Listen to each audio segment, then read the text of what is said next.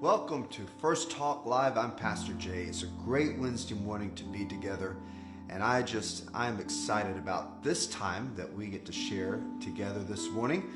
Those of you who are tuning in with me live, and those of you who will be tuning in at a later time, let me just say thank you.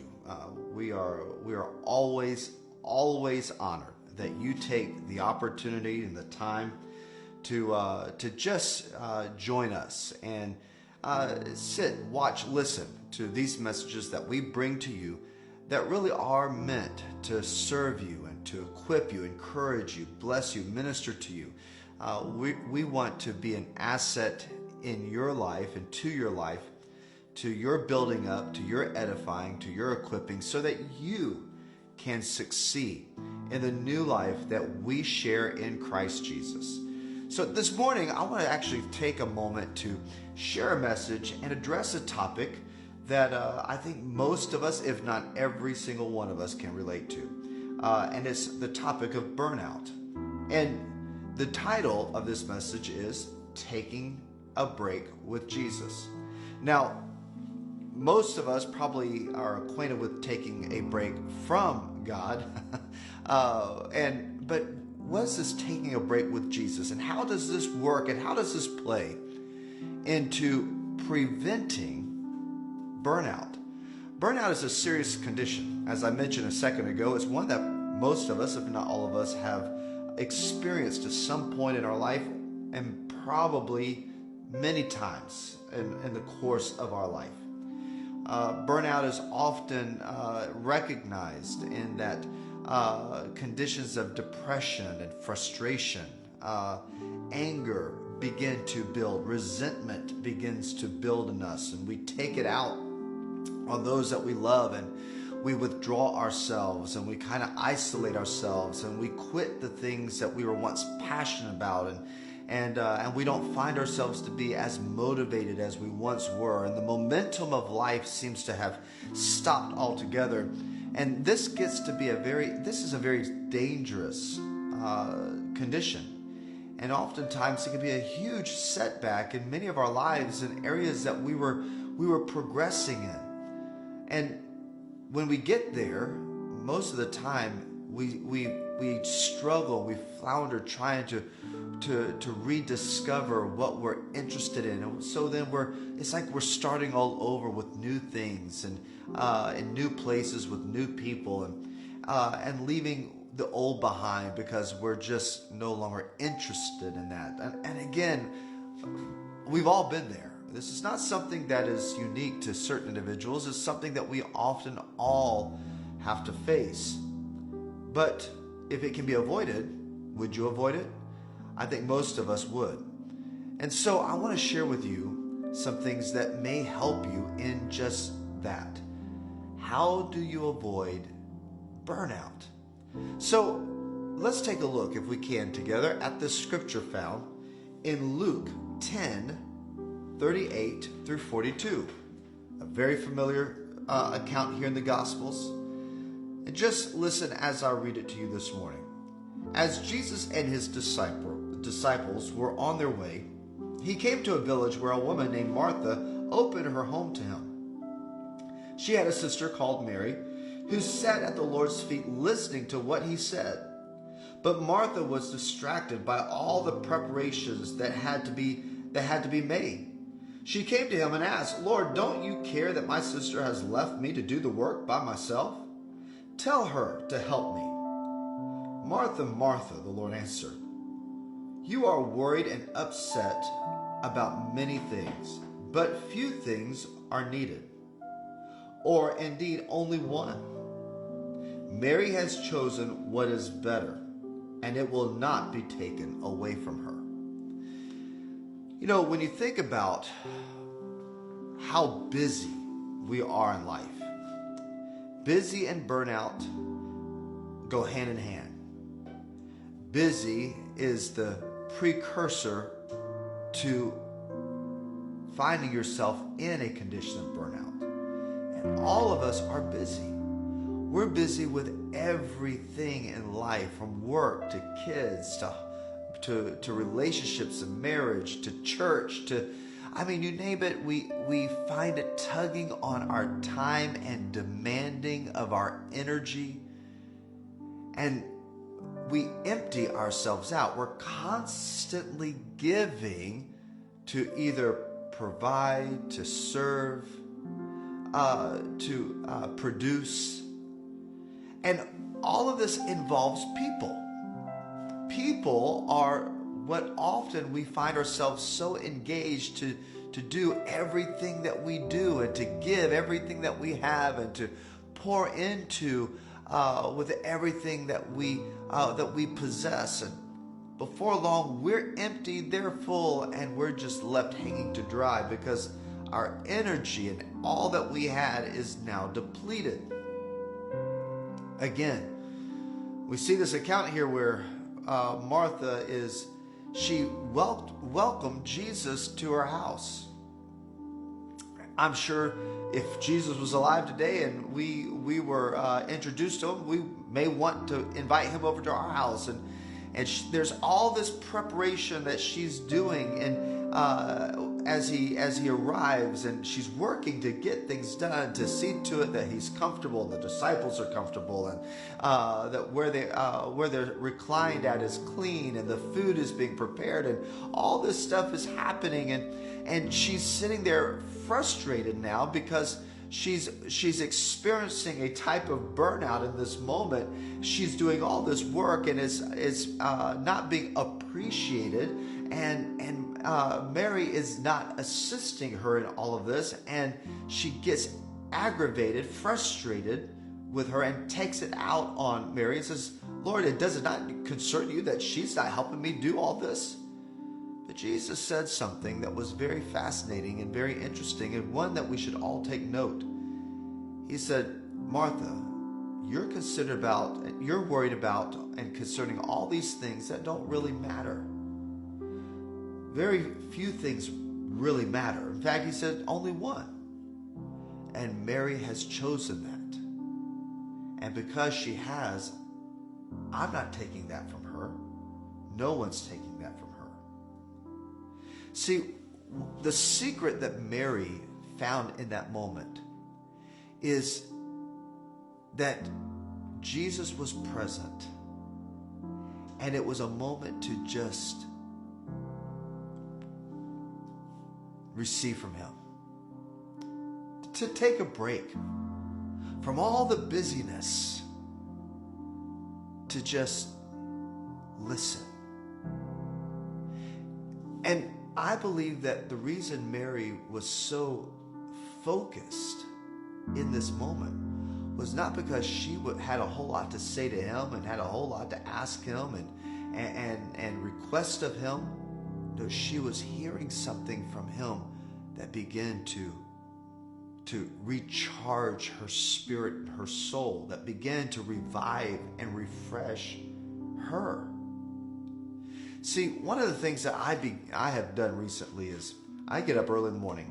I get up early every morning, but some mornings earlier than others. But it doesn't matter what I have going on in that day. I will make sure I get up early enough, and I turn on some praise and worship. I sit on my bed. I don't lay. I sit up, and I just meditate on the Lord.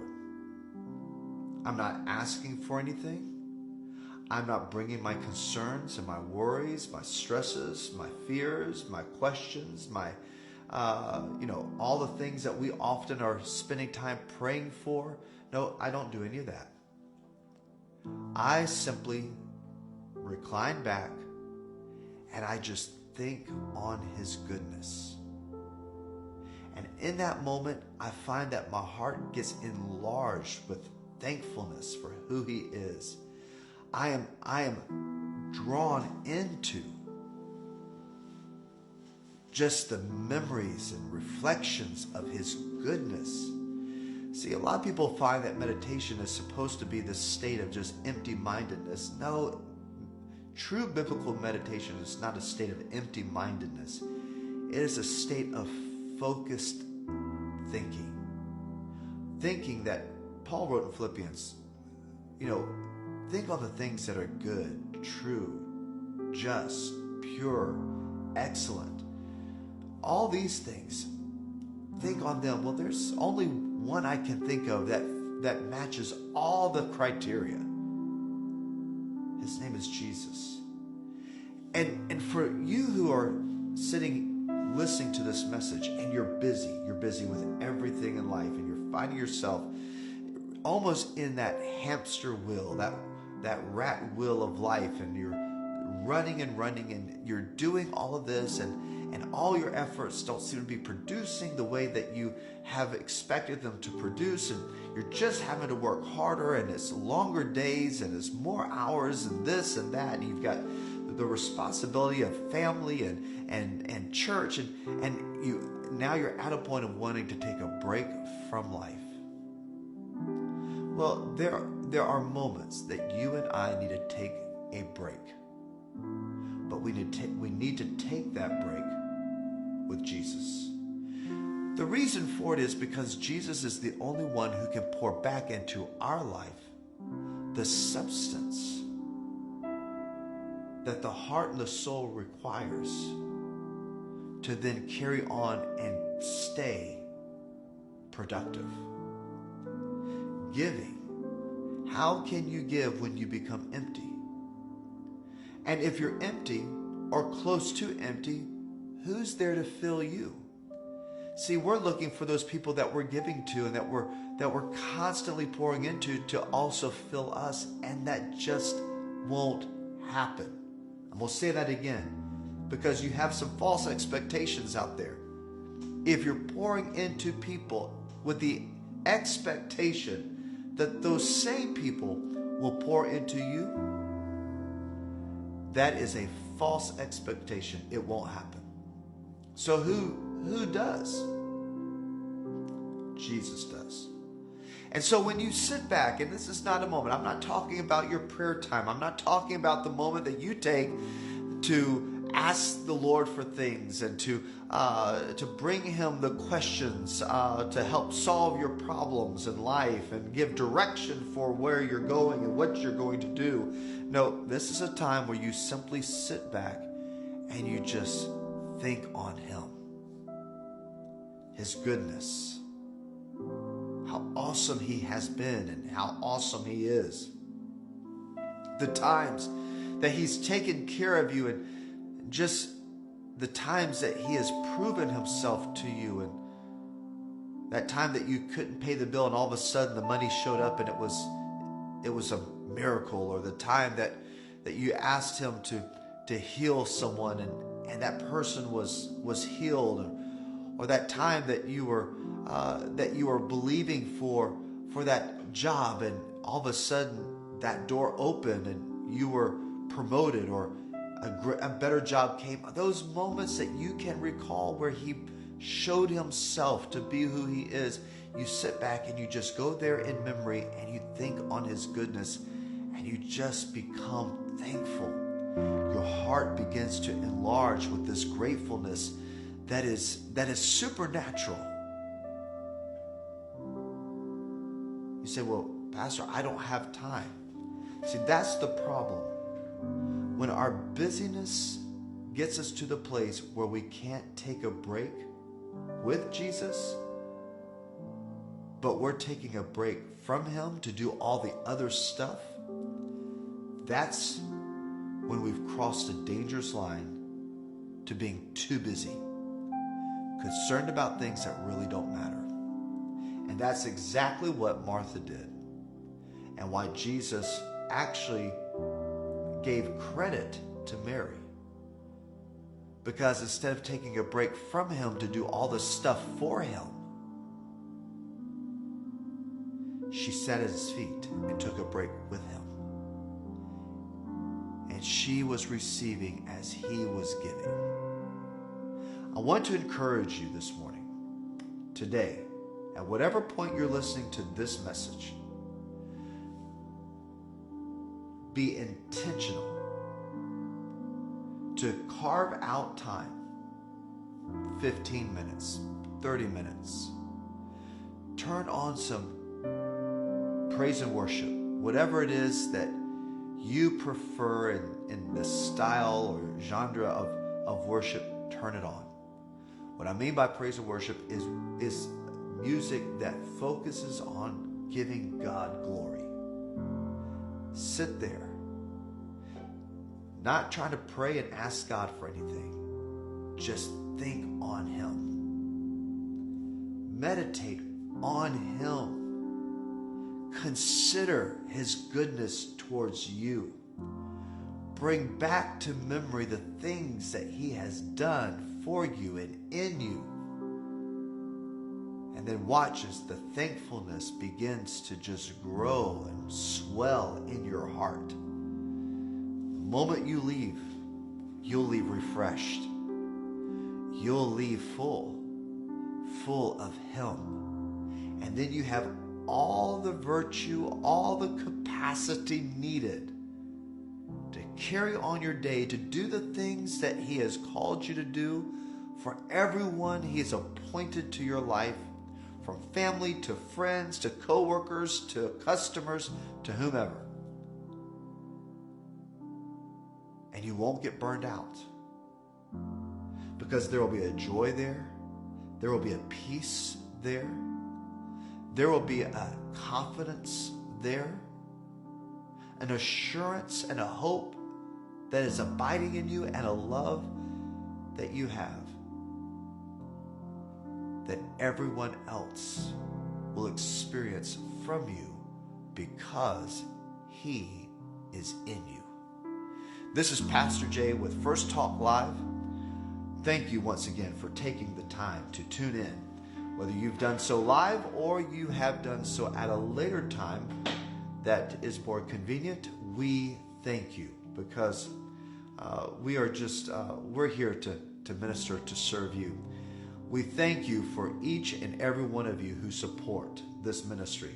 Support it by praying for us, support it by sharing these messages, or those who support us by giving to this ministry. And if you would like to give to this ministry, those ways that you can do so are provided for you. And I want to say thank you in advance for your generosity, your kindness, and your love for us. Have a blessed week. Join us tomorrow evening, 7 p.m. Central Standard Time, for our virtual Bible study, Coast to Coast, a biblical perspective. This is something that you can tune in live and join us, actually participating via Zoom. The links are provided and will be provided on our group page, our ministry page on Facebook. But if you're unable to do that, then you can watch it live. You can just view it live in the discussions that we're having on Facebook.